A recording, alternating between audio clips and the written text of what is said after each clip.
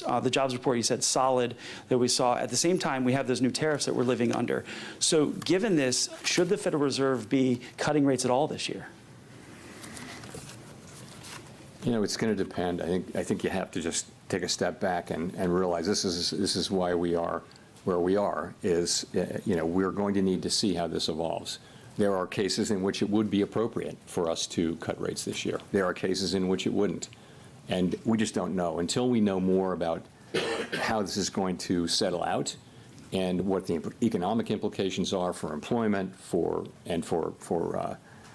inflation, I couldn't confidently say that I know what the appropriate path will be.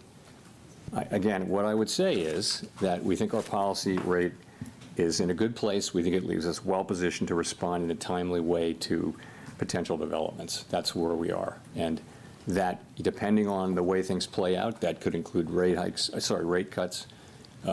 You know, it could include us holding where we are. We just are going to need to see, you know, how things play out before we make those decisions.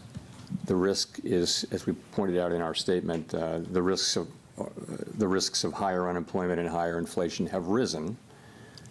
But they haven't materialized yet. Of course, we have a record of, we can move quickly when that's appropriate.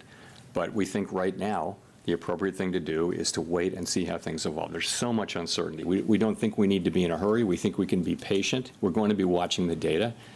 미 연준 파월의장 기자회견 다음 편으로 이어집니다. 영상이 좋으셨다면 구독과 좋아요 부탁드려요.